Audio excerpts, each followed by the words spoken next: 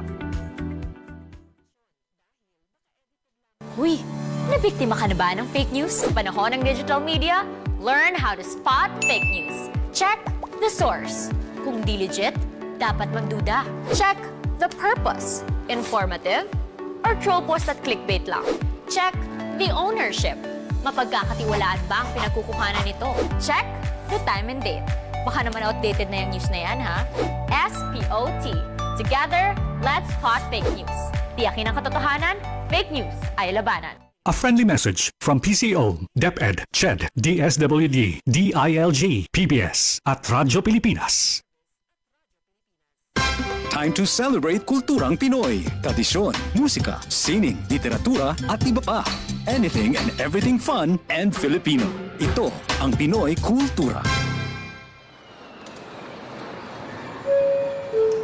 Flight PR 1043, now boarding. Hey, that's us! Vacation, here we go! Always love flying the first and oldest commercial airline in Asia, our very own flag carrier, Philippine Airlines. Dreaming of love while cruising at high altitudes.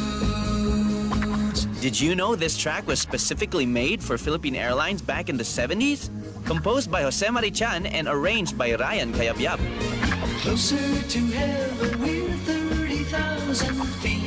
Brings back good old memories, at the same time, creating new ones with a new generation. Oo, ang ganda pa naman ng kanta. Leave all your worries as we soar over the clouds. I don't know about you, but I always feel a sense of pride every time I see our flag carrier on airports or up flying high in the sky. They'll be shooting stars through time and space. Yan ang Pinoy Kultura because our culture is cool. This is a public service announcement. Maging handa sa oras ng sakuna. Para sa iyo at sa iyong pamilya, laging siguruhin. Go Bag ay nakahanda at naglalaman ng mga sumusunod. Ilang pirasong damit, ready-to-eat na pagkain at inuming aabot ng 3 araw. Personal na gamit para sa inyong hygiene. First aid kit kabilang ang alcohol, bandages, gamot sa lagnat, ubo at sipon, pati na rin ang inyong vitamins at maintenance medicines. Maglagay ng pito, flashlight, lighter o posporo. Huwag kalimutan ang mga charger o power bank. At higit sa lahat, isama ang mga importanteng gamit gaya ng inyong mga legal na dokumento, IDs, ATM o passbook, insurance at iba pa. This is a public service announcement. From PBS, Presidential Broadcast Service, and Radyo Pilipinas.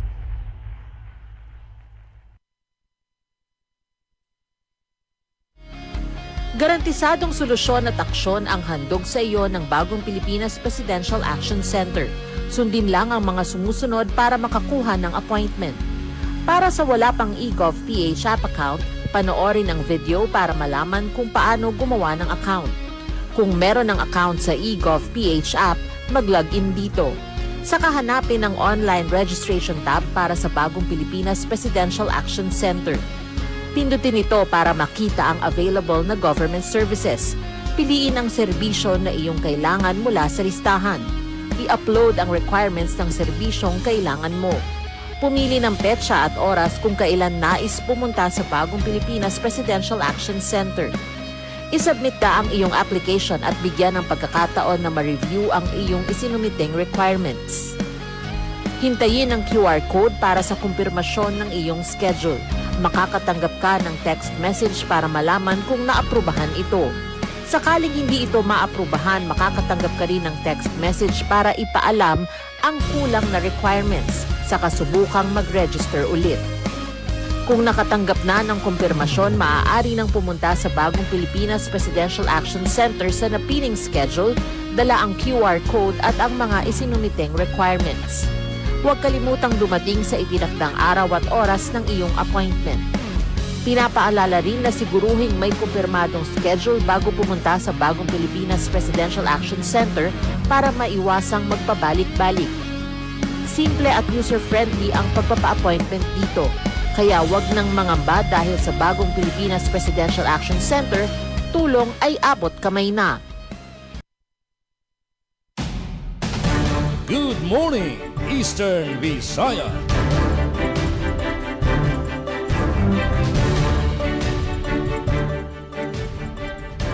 Oras nato na alas 8:09, maupay nga aga sa mga tanan na mga kabugtuan ko sa bugos nga Eastern Visayas.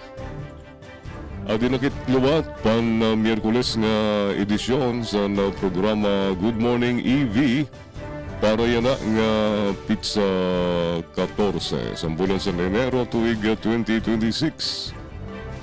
As usual, bugos nga Rion 8 ato na mga kaupod ang DYES Radio Pilipinas sa Borongan City. Pinagikan Ma'am Pen na Pomida. Sugod man tigang sa DYSL, Sugod Southern Leyte. Si Ma'am Dalia, good morning, Miss Dalia. Gan sugod man tigang sa Northern Samar. Si ka-PCO Ma'am Eileen Diaz, good morning. Gantikan sa Baybay City, tigang sa Visayas State University. Tigang sa DYDC FM. Yes, good morning Miss Micaela. Diretso na kita na. Unahong tanay ang Borongan City. Yes, kaupod Pen. Good morning, ikaw na. Good morning, Eastern Visayas. Good morning, Eastern Visayas. Yes, maupay nga aga. Thank you, ASM Jean Navilon. Maupay nga aga, mga kaupdanan naton dida, DYOG, Radyo Pilipinas, sa Radyo Publiko Calbayog. Maupay nga aga, Sogod, Southern Leyte. With ka-RP Miss Dalia Abiera Urita Atuil. Maupay nga aga, Sir Dodin sa Alarasan staff. Sugad man from PIA Northern Samar. Maupay nga aga, Ma'am Eileen Diaz. Happy New Year, Ma'am Eileen. From Visayas State University, DYDC, Miss Micaela, good morning. At ipen pumida ito na iyo kahampang, kaupod naton di Master Control Engineer Ray Victor RV da Dios. Pinagiton overall supervision ni Ate Ruth Rivera Abunda. Siyempre naton production team, mga news contributor Daisy, Ati Sok nga nadayan para unina ipahat adto na mga labas nga mga notisya nalikom na Radyo Pilipinas sa Borongan. Good morning, gadahiton ato na mga tigpamati, maupay nga aga. Sana okay kita yan ang adlaw no Wednesday, Enero 14, para na ato na taramdan na Good Morning Eastern Visayas. Yan na pala ato na gin-acknowledge na ato na mga ka-livestream Kate Madeha. Dito naman bungtuhan na oras sa Kate maupay nga aga. Franz Navarrete Probe, good morning. Ngan iba pa. Sana tuloy-tuloy no ang iyo pag pamati, pagkita ato na taramda na good morning EV. Panahon na didiya na syudad ito na Borongan. Partly cloudy kami na didi at 27 degrees Celsius but feels like 32. May other daw good chance 40% chance of rain. Yan na ini nga kulip posible kita uranon. Yan nga ni madalumdum ito na ato na kalangitan sinyales nga may namimintana nga mga pag-uran na uruunin na.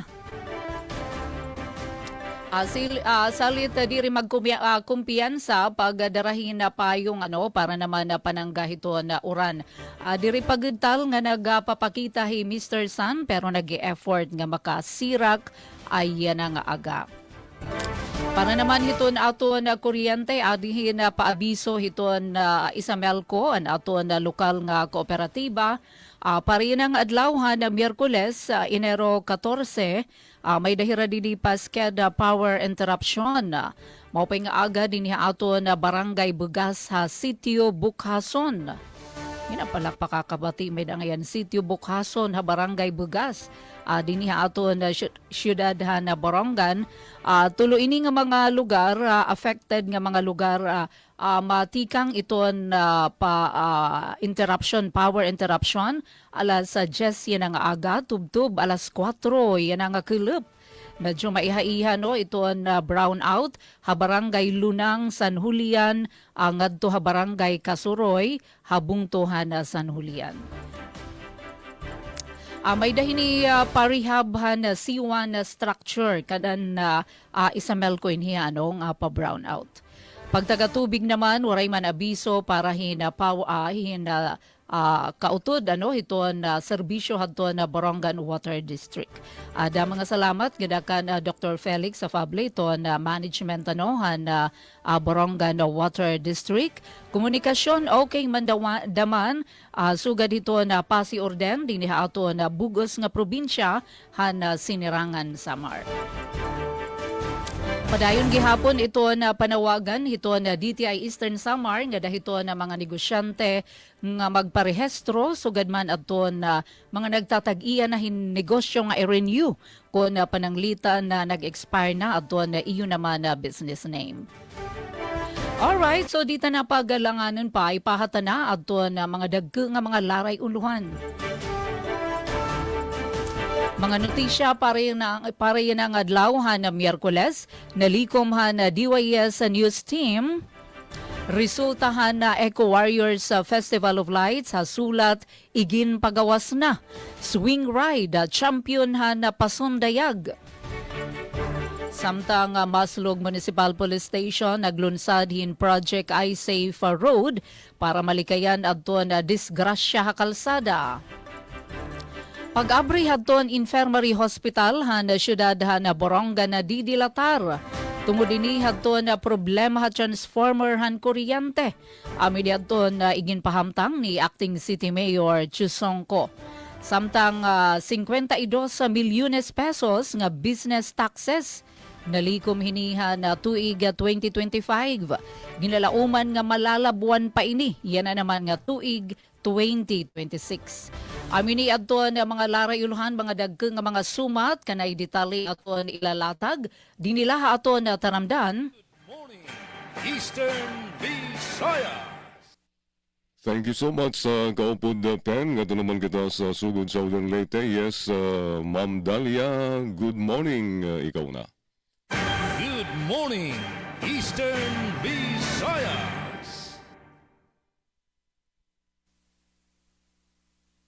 Nakamute ka, Dalia.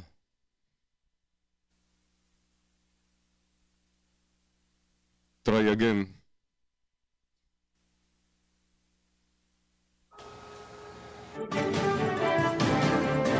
Yes, good morning. Good morning, Sir Jean. Nasod ba itong audio? Okay na. Ayun. Yes, good morning. Good morning, Eastern Visayas. Maupay nga aga ka nato nga tanan. Yes, for update din sa Southern Leyte. Wala tay na-experience no nga pag-uwan but dunay paglamugdong sa ato nga kawanangan no. So baga-baga ang ato nga dagom so dako gyud ang tsansa mga kaigsunan nga dunay mahitabo nga pag-uwan dinhi sa Southern Leyte. For update sa atong sugang Dagitab so far wala man tay abiso gikan sa atong Southern Leyte Electric Cooperative. Di ala di ay. Oo. Adlaw nga Miyerkules doon na tayo scheduled power interruption. Nagkaroon pa lang yun sa portion sa Barangay Abgao sa Dakyan sa Maasin along sa Kang Leon to Plaridel and Kang Leon to San Vicente Streets. No, so magsugod ang pagpawong sa kuryente karong alas 9 hangtod sa alas 11 sa buntag. Ang hinungdan niini mga igala mao ang clearing of vegetation along distribution line. So ato nga gihangyo ang kinatibuk-an nga pagsabot sa ato nga mga apektado nga miyembro konsumidores. Sa ato nga update sa ato nga tubig, so far so good man ang ato nga tubig as long as mubayad kita sa ato nga tagsa-tagsa ka mga bill. And for peace and order situation, hapsay malinawon, walay mga dagko nga panghitabo. And naka-alerto gyapon ang ato nga PNP, especially that ubay-ubay sa ato nga mga komunidad ang magpahigayon ining kapiestahan no sa Balaang Batang Jesus no ang Señor Santo Niño. In fact diha sa Dakbayan sa Maasin adunay pagahimuon no nga Sakay-Sakay Festival no karon na kana nga Sabado no. So sa ato nga mga contingents amping and good luck no sa mga musalmot ni ini nga nga Sakay-Sakay Festival. Sa ato nga mga nahipos nga balita para karong adlaw nga Miyerkules, Enero 14 tuig 2026.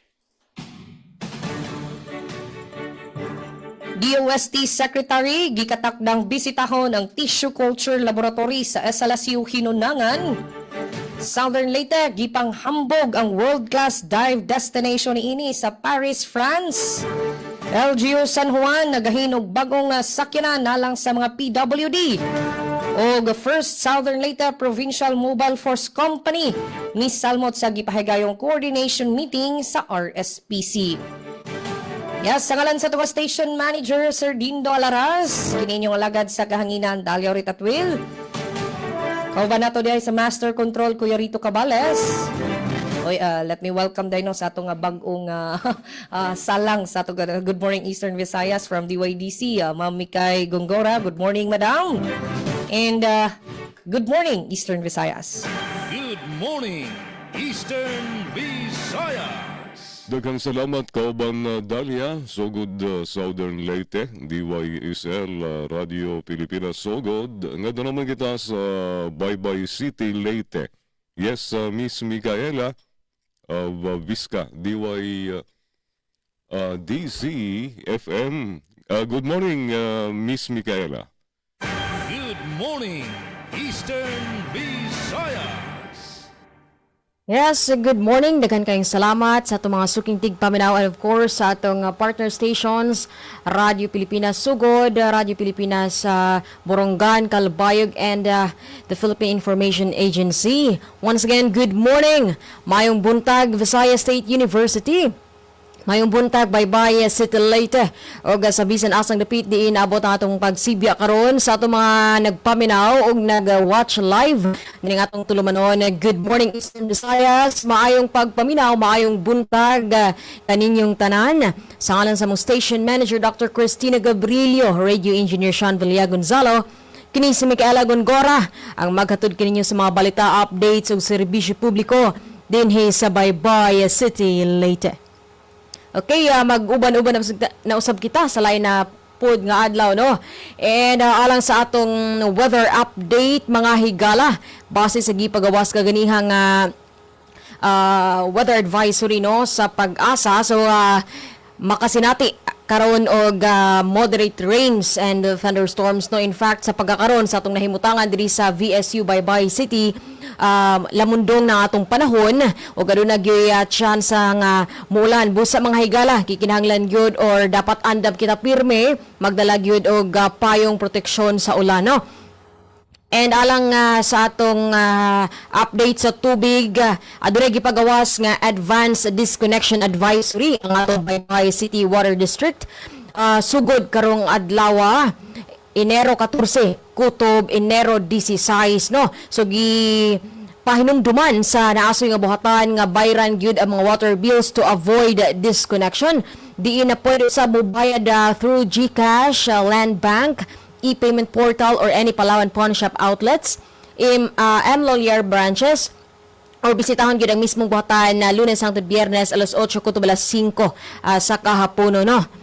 Ang disconnection schedule sa mga barangay diha sa may Kanipa, Santo Rosario, diha usab sa Bonifacio Street, ingon man diha sa Area 3 sa JP Laurel Street ug uban pa diha sa Dakbayan or sa downtown proper gyud, no, ning atong Dakbayan.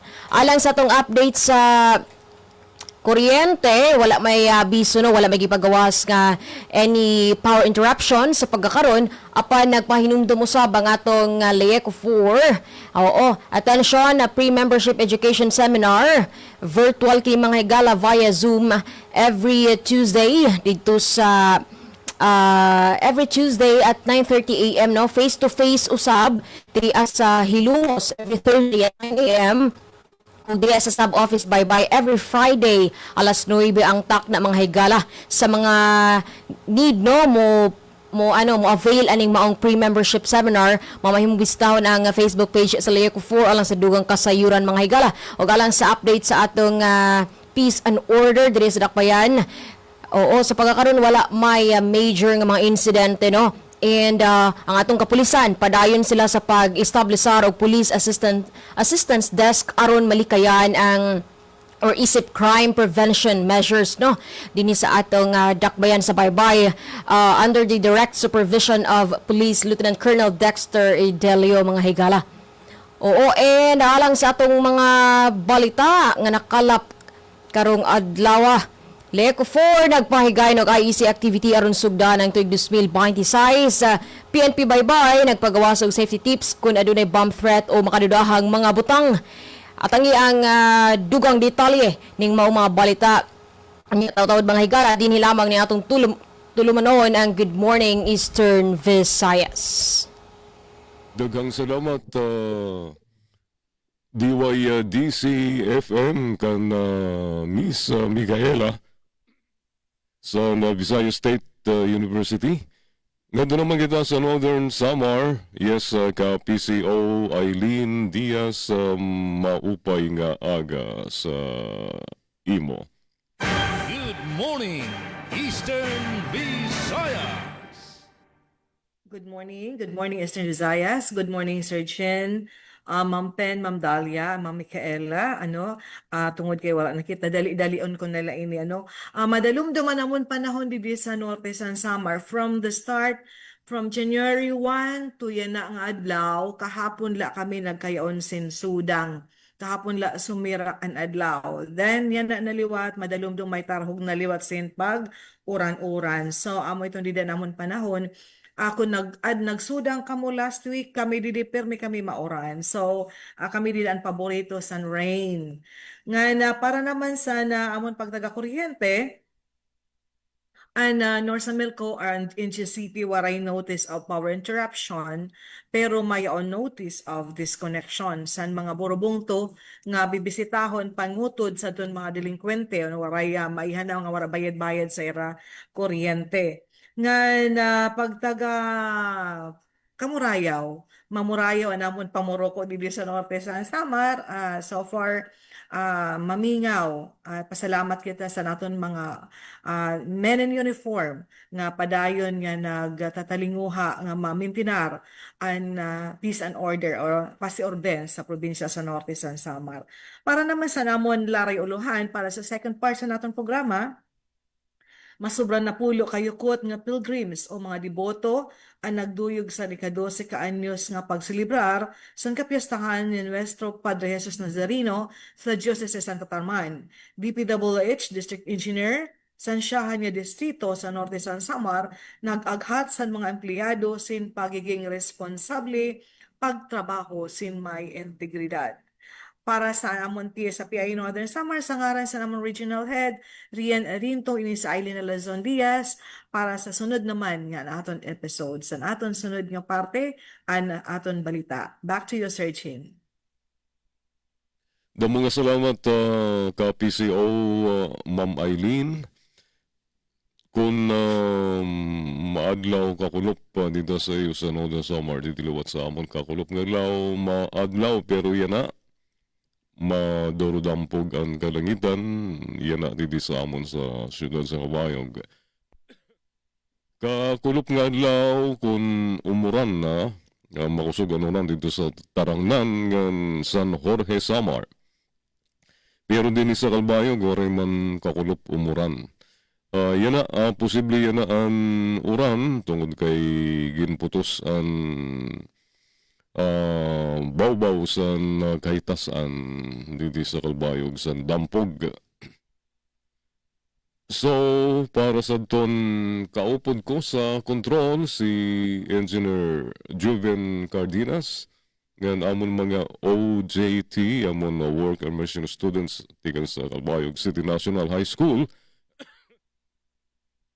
Mahimyang na siyudad sa Kalbayog sa naglabay nga 24 oras. Waray mga untoward incidents nga nagkaitatabo. Nga napahibaro para sa mga konsumidor sa kuryente. Waray kuryente yan ang Biyernes. Caramel Subdivision, Bayanihan 1 and 2, ngan Partisan Purok 6, Barangay Dagum, tikang alas 9 sa naga, nganto sa alas 4 sa kulup, Enero 16 sa Biyernes nga adlaw. Tungod din sa primary line extension and the reconfiguration of primary structure to uplift low clearance and line clearing. Waray naman kuryente, yan ang Sabado, Enero 17. Tigang alas 4 sa naga, nganto alas 6 sa kulup, Matuginaw, San Jorge, ngan Tarangnan, Barangays. Waray kamo kuryente, yan ang Sabado, Enero 17, tigang alas 6 sa aga, nganto alas 6 sa gabi. Apektado ng mga lugar, Feeder 6, mga barangay, along Nakawi, ngadto San Agustin, tubtub ngadto Matuginaw, Samar.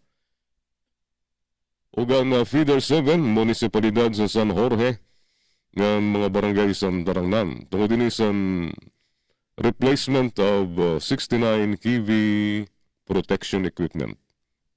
Damo salamat sa niyo pag-intindi. Sa pagtaga-tubig naman, waray abiso ang Kalbayog Water Company. Duro-diritso ang daloy sa tubig sa atong mga gripo. Pwera nala sa atong mga tagas ng mga lugar kung may ada ka man sa second floor o third floor sa nimo sa building nga imo ginistaran, di rin nakakasagka ang tubig. Ngan para sa ito na mga headlines, para naman sa i-share ng mga balita sa DYOG, Radio Pilipinas Kalbayog, Noronian, sa second half sa Good Morning Eastern Visayas, LGU Santa Margarita, mas pakukusgon ang lokal nga koleksyon sa kita sa bungto. Hinabangan Samar padayon sa pagbuhat KSN training para pagpaduso sa nutrisyon sa mga bata. Ang mga detalye sini, nuron yan sa second half sa Good Morning Eastern Visayas, alas 8:32. Good morning, Eastern Visayas. This is a public service announcement. Sa nararanasan nating matinding init ng panahon, maging ligtas at iwasan ang heat exhaustion at heat stroke. Regular na uminom ng tubig.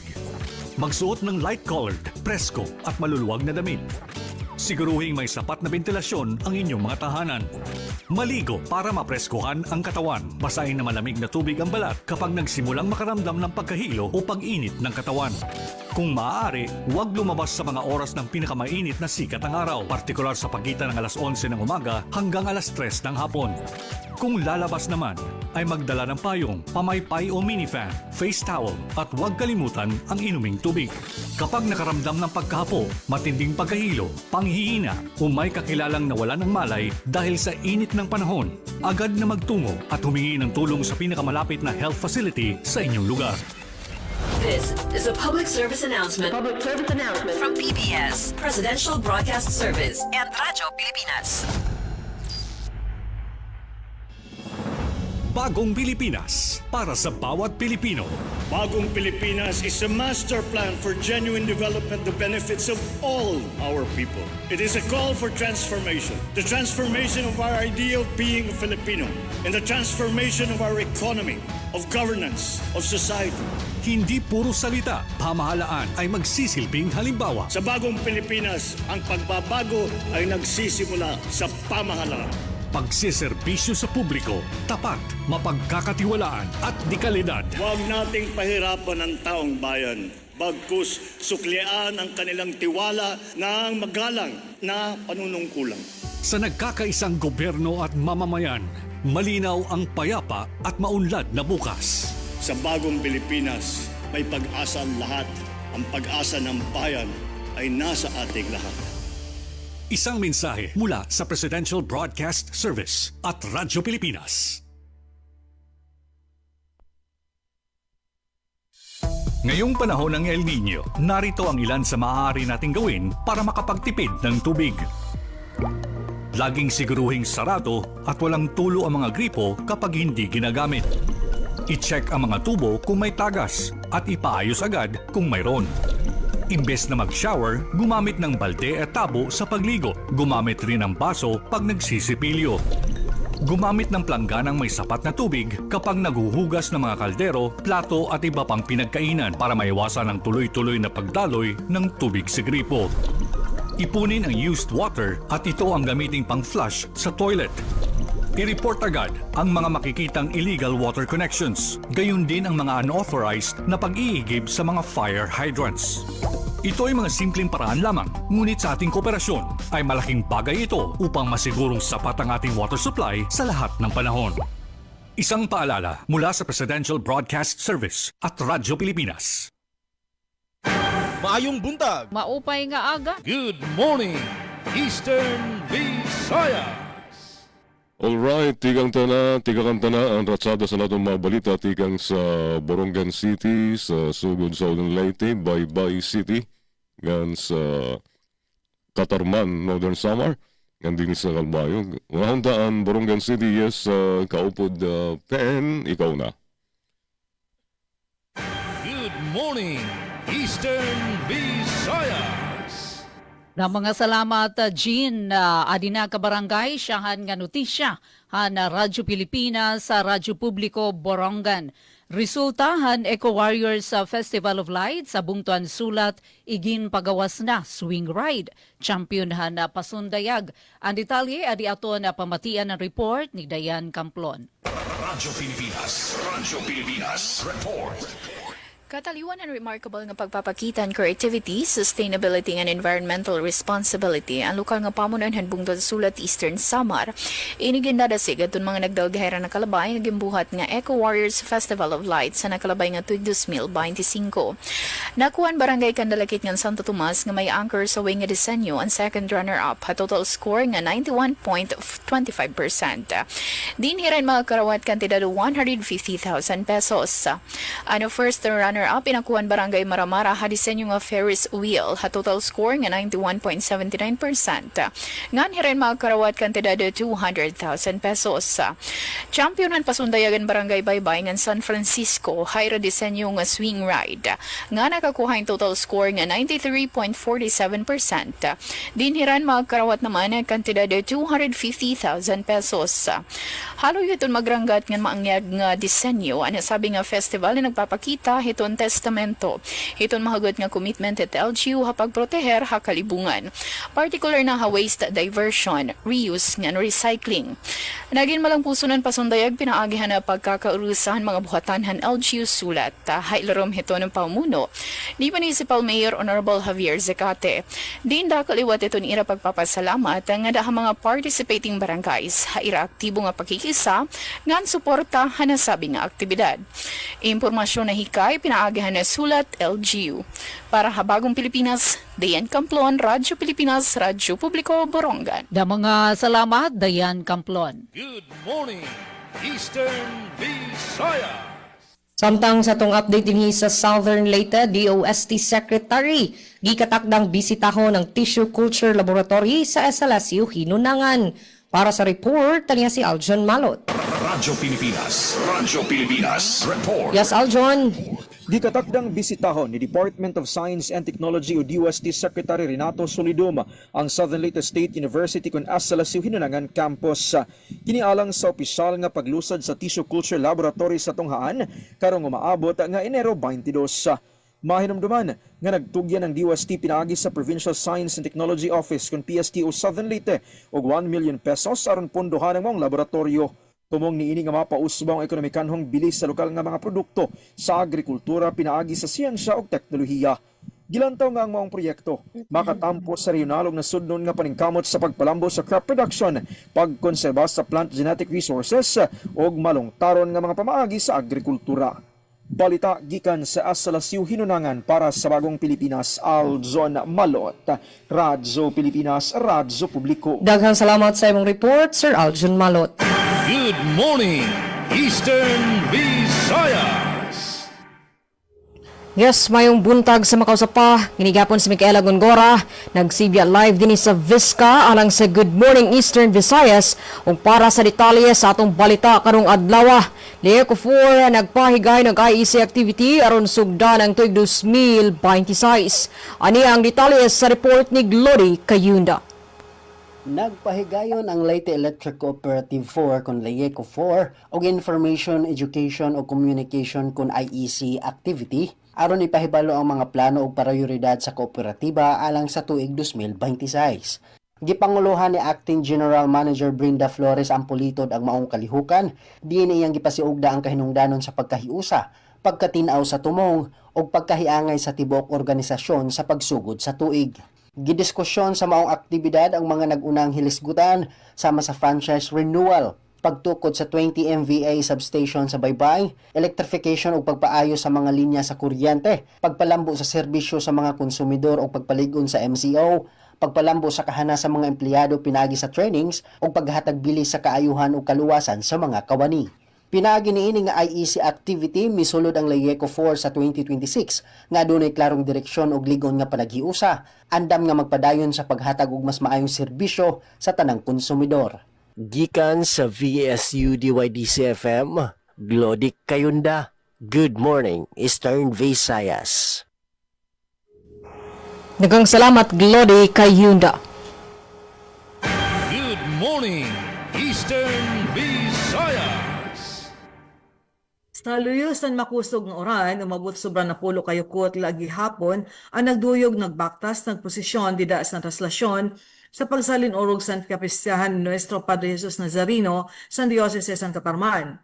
Saya na 2026 ang ika-12 katuig tikang gindara ang sagrado nga imahen, relic sa Nazareno, tikang sa Quiapo Church nga di sa Diocese San Catarman. Ang lokal nga tradisyon ng tikang san 2015 san pagdaraha, pag-isa ng pagbendisyon, san relic san Black Nazarene nga di sa Centrac the Healer Parish Kawayan, ngan kundiin gindeklarar nga primero nga diocesan shrine san dioceses. Tigang situn ang mga deboto san magkadulain na dapit sa rehiyon na bisita, nagampo, naglalaom sin mga milagro nga natikang san puon.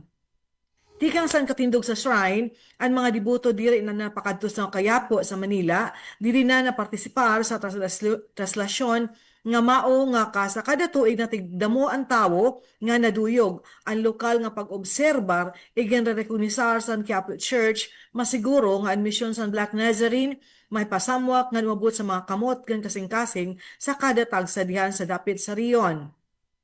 Antes ang kadlawon, sapit sa 8 San Enero gindaraan imahin sa Catarman Cathedral para sa programa ngan Misa Vigilia ngan sa aga-aga sa kapiyastahan ginbuhat ang traslasyon tigang sa Catarman Cathedral ngadto sa Dioceses Shrine of Nuestro Padre Jesus Nazareno sa Kawayan. Ngan sa alas 9 sa aga ginhimo ang Pontifical Mass ang pungkay sa selebrasyon naging pangunahan ni Most Reverend Emmanuel Transi, Bishop Emeritus sa Diocese San Catarman. Individual, grupo, komunidad ngan puro pamilya ang nagsakripisyo sa traslasyon sa pagtuo nga pamamatian ang mga ginaampo nga duyog liwat pasasalamat sa mga grasya nga naabot sa kada tagsa. Back to you, Sir Chin. Good morning, Eastern Visayas. 43 minutos naglabay sa alas 8. LGU Santa Margarita mas pakukusugon ang lokal nga koleksyon san kita san bungto sa detalya diyan report ni Suset Pretencio. Radyo Pilipinas report. Ginhisgot ang mga pitad para sa pagpakusog san lokal nga kita san bungto san Santa Margarita Samar sa igindumara nga executive session kasan Kulop Enero 12 kadungan san ikaduha nga sesyon san Sangguniang Bayan yana nga tuig. Sa nasabi nga meeting nga ginpangunahan ni Mayor Felix Roma Panganuron, ginhatagan doon ang dagmit nga panginahanglan nga repasuhon ang mga lokal nga ordinansa agud masiguro nga ang mga ini napapanahon nga epektibo nga napapatuman sa pagkayana nga kamutangan nga pan-ekonomiya san munisipyo. Kalakip sa mga primera nga tupiko ang pag-eksamin sa Animal Welfare Code para sa mga negosyo nga manukan ngan panhayop, pagparigon san koleksyon san real property tax, pag-upay san sistema san building permit registration ngan pagparehistro san mga business permit ngan lisensya. Ginhisgot liwat ang pagparigon san Matoda Terminal komo kadugangan nga ginpapagkuhaan san kita san bungto. Nagsiserbe nga plataporma ng executive session agud pahugton ang koordinasyon san ehekutibo ngan lehislatibo sa pagtudlok san mga estratehiya nga magpapakusog sa pagpadangat san serbisyo sa mulupyo. Para sa Bagong Pilipinas, Suzette Pretencio, Radyo Pilipinas, Radyo Publiko, Kalbayog. Salamat, Suzette, sa nimo report. Good morning, Eastern Visayas. Samtang Maslog Municipal Police Station naglunsad hin Project iSafe Road para maiwasan ang disgrasya kalsada. Ang detalye, adin report ni Daisy Bilizar. Radyo Pilipinas, report. Agud mabatunan nati kada mga kaso in disgrasya kalsada. Formal nga iginlunsadan Maslog Municipal Police Station and Project iSafe Road Maslog kun integrated safety and accident-free environment on roads di na naglabay nga Enero 9. Ini nga inisyatibo ay ginpaagi sa nga multi-sectoral dialogue and coordination meeting upod ang mga importante nga mga opisyalis ng ahensyahan gobyerno. Ang nasabi nga proyekto ay may hisumpay gihapon ang direktiba ni Police Colonel Ernesto R. Macasil, Provincial Director, para han pagpabakod ang programa nga kaugop o pakig-usa ang mga stakeholder. Ang paglunsadan programa ang gimpangunahan ni Vice Mayor Zacarias Santiago ngan Police Captain Michael Dwayne Rilano, Acting Chief of Police ang Maslog MPS. Haiya mensahe gintagan hindoon ni Captain Rilano nga dako ang papilhan pagburubligan iba-iba nga sektor agud masolbar ang problema ha trapiko ngan disgrasya. Sumalapakan Rilano, importante nga ipatuman ang mga balaod ordinansa bay na trapiko daran nati kay hitaas nga ihapin disgrasya ha kalsada. Ngan kada may nabibiktima, nabalik lagi hapon ang mga lokal nga gobyerno para umaro hin suporta. Inyong Governor sa aming Provincial Director na i-strengthen po yung pag-implement ng mga laws and ordinances related to traffic. Kasi po, marami pong na-disgrasya na in the long run, pag na-disgrasya, walang helmet, pupunta rin po sa Governor's Office manghingi ng support. Can only be achieved through strong collaboration among LGU, national agencies, barangay officials, and community. This dialogue program under Project iSafe Road serves as platform for us to openly discuss the causes of these incidents and collectively formulate actionable and long-term preventive measures. We earnestly seek your full support, cooperation, and active participation as we work together. Lakip ang mga tinambong at mga miyembrohan sang Guniang Bayan, mga kapitan ng mga barangay nga adaligid ang kalsada kun Carline Barangays, ngan mga tinaglawas, tikang Municipal Disaster Risk Reduction and Management Office, Rural Health Unit, Bureau of Fire Protection, ngan Maslog Emergency Response Team. Didan aktibidad nagpresentar ang Maslog MPS ang dato sa mga nahitabo nga disgrasya ngan gintudlok ang mga accident-prone area o delikado nga area habungto. Nagpaangbit gihapon ni Engineer Brenda Karin Santiago ang Municipal Planning and Development Officer ngan MDRRMO designate hin road hazard mapping agud usisahon ang kahimtang handag nga mga kalsada ti pasulod ang Maslog. Hapag tapos ang forum, ginkilala ang mga rason ng disgrasya, sugadan sa yupan driver o human error, ngan kaskasiro nga pagmaniho hubog, ruba nga sasakyan o mechanical defect, kulang nga suga hakalsada ngan kawaray sinyalis o signages. Agud masiguro ang kataluwasan ng publiko, nagkaurusan mga opisyalis in pera nga pitad, siyahan, pagbutangin mga road safety signages sa mga delikado nga lugar, ikaduha, pagpabakod aton mga lokal nga ordinansa at trapiko, ikatulo, ang istrikto nga pagpapatuman ng balaod ngan pag-activate ng PNP personnel nga deputized ng Land Transportation Office. Ngan ikaupat, pakipagsumpayan na DPWH, LTFRB ngan LTO para mas maupay nga sistema ng transportasyon. Nagtapos ang programa pinaagin sa nga Statement of Commitment han Maslog MPS nga nagpapatapod nga padayon na nira serbisyo agud magintalawas ang mga kalsada para han nga tanan nga masluganon. Para Habagong Pilipinas, Daisy Lalosa Bilizar, Radyo Pilipinas, Radyo Publiko, Boronga. Mga salamat, Daisy Bilizar. Good morning, Eastern Visayas. Turugang panato nga report, Southern Leyte, gipanghambog ang world-class dive destination ini sa Paris, France. Aniha nga tong report. Radyo Pilipinas Report. Gidala sa international stage ang katahom sa karagatan sa Southern Leyte, human kini misalmot sa Salon de la Plongée 2026 sa Paris, France, gikan Enero 8 hangtod 11, 2026, usa ka pinakaprestihiyosong diving exhibition sa tibuok kalibutan. Ang mga kalihukan nagtapok sa mga divers, ocean enthusiast o mga profesional sa industriya aron ipakita ang pinakabagong inobasyon talagsaong mga destinasyon o manungtarong pamaagi nga naghulma sa kaugmaon sa underwater exploration. Sa sentro sa representasyon sa Southern Leyte, mo ang duha ka ilado nga dive resort sa probinsya. Kini ang Sogod Bay Scuba Dive Resort nga girepresentahan ni Bella Pap o Peters Dive Resort nga girepresentahan ni John Dino Rizon. Kini nga resort na ilhan sa ilang manindot nga coral reefs, talagsaong drop-offs ug buhing marine sanctuaries nga ginahigugma sa mga divers gikan sa nagkalain-laing nasod. Gipasiug daw sab sa duha ka resort ang ilang ligon nga paringkamot sa pagpanalipod sa biodiversity, ilabi na pinaagi sa aktibong pagsuporta sa marine protected areas kon MPAs.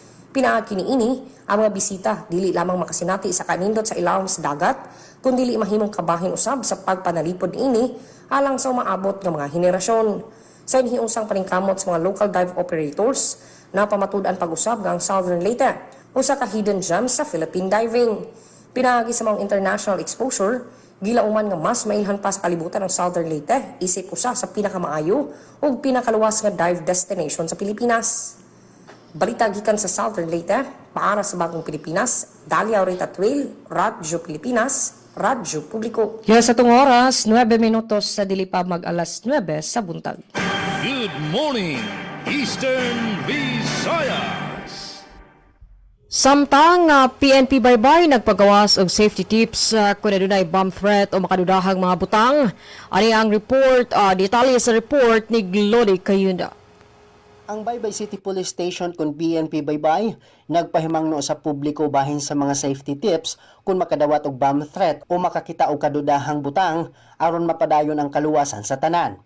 Matod sa PNP kung makadawat og hulga sa bomba, giawhag ang tanan nga dili magpanik og hinahinay nga i-record ang detalye sama sa oras, tono sa tingog, background noise ug eksaktong mensahe sa tawag. Gipasabot usab nga dili dayon putlon ang tawag ug ipahibalo dayon sa pinakaduol nga police station o sa hotline 911 o lokal nga PNP hotline. Dugang pa sa PNP kung makakita og suspicious nga butang, likayan ang paghikap o pagduol niini tungod kay delikado kini. Giawhag usab ang publiko nga mohawa sa lugar padulong sa luwas nga lugar ug ipahibalo dayon sa security personnel o otoridad. Alang sa evacuation, sundon ang instruksyon sa mga otoridad. Likayan ang pagdala og dili kinahanglanon nga mga gamit, siguroon nga limpyo ang fire exit ug tabangan ang mga bata, tigulang ug persons with disability o PWDs.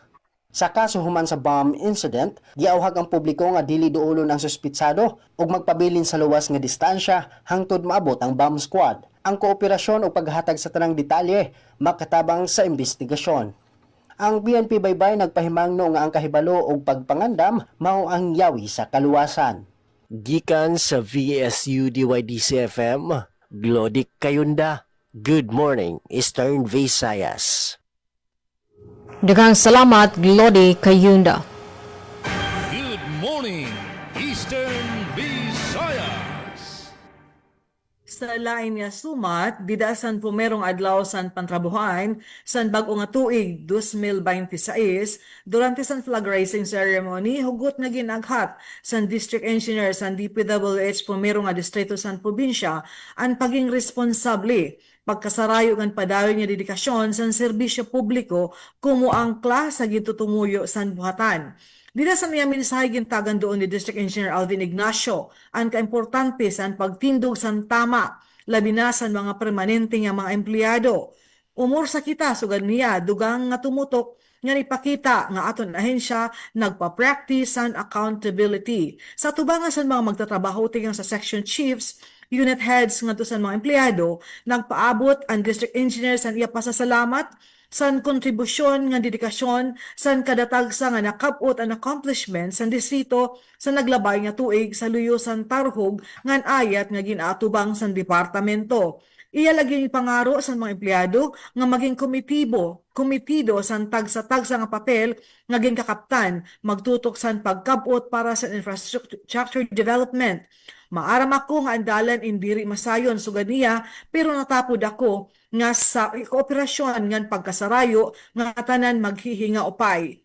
Utrong ginpamatud-an nga ginpatapod sa pamunuan sa DPWH First District ang suporta sang gintutumuyo sa departamento nga pagbabago o pagtindog sin may integridad, accountability ngan tinuod nga serbisyo san katawhan. Back to you, Sir Jen. Ngan sa akon panamilit sa ngaran ni Regional Head Rian Arento inis sa Eileen Lason Diaz sa Philippine Information Agency Northern Samar. Back to you, Sir Chen. Good morning, Eastern Visayas. 5 minutos na nagpapabilin antes na alas 9. Katapusan namon nga balita didi sa Calbayog, hinabangan Samar padayon sa pagbuhat IKSN training para pagpaduso sa nutrisyon sa mga bata sa detalye. Radyan report ni Charmaine Perito Balbes. Radyo Pilipinas report. Padayon ang LGU hinabangan Samar san pagbuhat training of trainers para sa Idol Ko Sinanay learning sessions, kalakip ang participatory cooking demonstration. Ang 5 kaadlaw nga training nagtutuyo pakusgon ang kinaadman og kapasidad san mga health workers ug nutrition workers sa tama nga pagpakaon san mga minasusan ug gugtiay nga mga bata.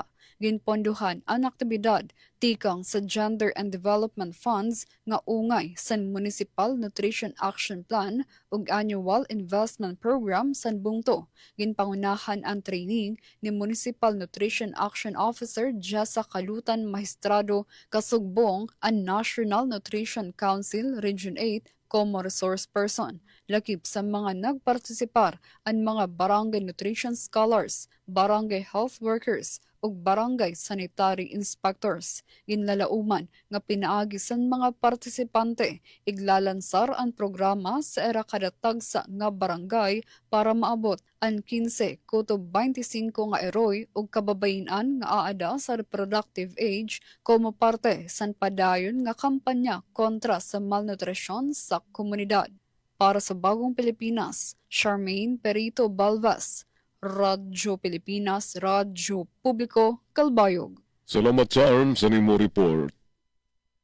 Good morning, Eastern Visayas. Samtang pag-abrihan na infirmary hospital ha siyudad na Borongan, nadidilatar tungod na problema ha transformer han kuryente. Sumalaini kan acting city mayor Chusongko. Ada natin report. Radyo Pilipinas report. Nadidilatar ang pag-abrihan Borongan City Infirmary Hospital tungudhan problema ha kuryente, partikular ang kakulangan hin transformer nga kinahanglan para ang hustong operasyon han pasilidad. Inian king klaro ni Acting City Mayor Emmanuel Chusongko hagin buhat nga press conference Enero 8 hini nga tuig. Sumalakan Chusongko nakita ang problema katapos ang ginbuhat nga testing han X-ray machine. Han ginpaon ang nasabi nga kagamitan na parang ang bugos nga compound han infirmary nga nagpakita nga diri naigo ang kapasidad han electrical system. Nasa ring pay Chusongko haya pakiistorya ha Eastern Samar Electric Cooperative Isamelco, pinaagihan Board of Director han District 1 nga Mr. Reynaldo Herna, iginsumat nga pagmiminala kakabitan na hinbago nga transformer ang infirmary hining asimana. Katapos mabutangan hin transformer, tututukan naman han syudad ang iba pa nga kakulangan han hospital base masiguro ang husto nga talwas nga operasyon hini. Naglalaom ang lokal nga pamunuan nga sulod hin pipera kabulan maabrihan na para ha publiko ang Borongan City Infirmary Hospital. Natin naman infirmary po, pag-istorya ko hanhani ng Dr. Kelly, ang problema, ito sa kadakong problema is ang kuryente, hindi ko na nabubutangan ang transformer. Kaya nag-testing ko no herahan pagdatungan X-ray, pagpaon ko no herahan X-ray na parang kurang bugos nga compound.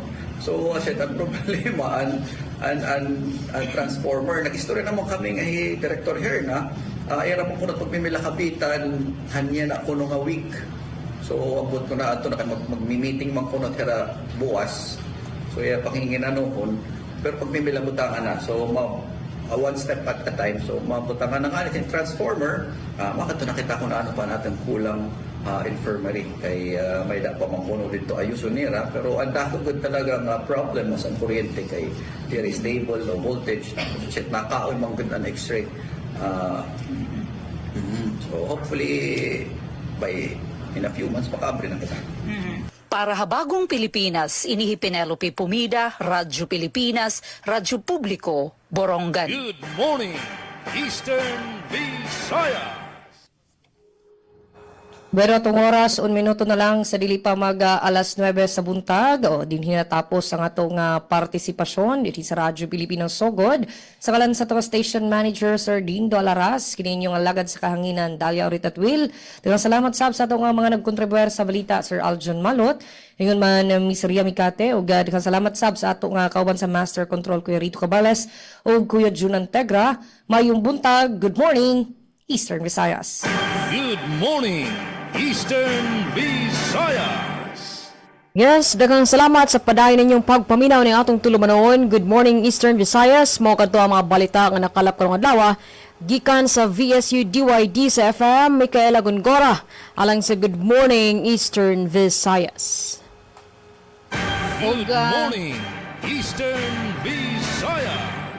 Alright, so didigihapon ha Radyo Pilipinas sa Radyo Publiko Borongan hangaran ni Ate Ruth Rivera Bunda. So ganman na nato na kabakyang di Master Control Engineer RV De Dios, News Contributor Daisy at isok nga na dayan inihati pen Pumida naging imbitar para buwas di nila ato na taramdan. Good morning, Eastern Visayas. Salamat sa niyo partisipasyon. Kaupod pen kan Miss Micaela ngan kan kauban Dalia ngan ka PCO Ma'am Eileen. Sa nga naman sa nakaupod ko sa control si Engineer Juven Cardenas ngan amon mga work immersion students tigan sa Albayog City National High School. Kiniyan niyo servidor sa kahanginan Jean Navilon, nagbabasalamat sa inyong pamati. Good morning, Eastern Visayas. Good morning, Eastern Visayas. This is a public service announcement. Maging handa sa oras ng sakuna. Para sa iyo at sa iyong pamilya, laging siguruhin. Go Bag ay nakahanda at naglalaman ng mga sumusunod. Ilang pirasong damit, ready-to-eat na pagkain at inuming aabot ng 3 araw. Personal na gamit para sa inyong hygiene. First aid kit kabilang ang alcohol, bandages, gamot sa lagnat, ubo at sipon, pati na rin ang inyong vitamins at maintenance medicines. Maglagay ng pito, flashlight, lighter o posporo. Huwag kalimutan ang mga charger o power bank. At higit sa lahat, isama ang mga importanteng gamit gaya ng inyong mga legal na dokumento, IDs, ATM o passbook, insurance at iba pa. This is a public service announcement. From PBS, Presidential Broadcast Service and Radyo Pilipinas. Partikular na ang mga umunay mastermind sa likod ng nakawan. Di pa naman mabatas kinakailangan panagutin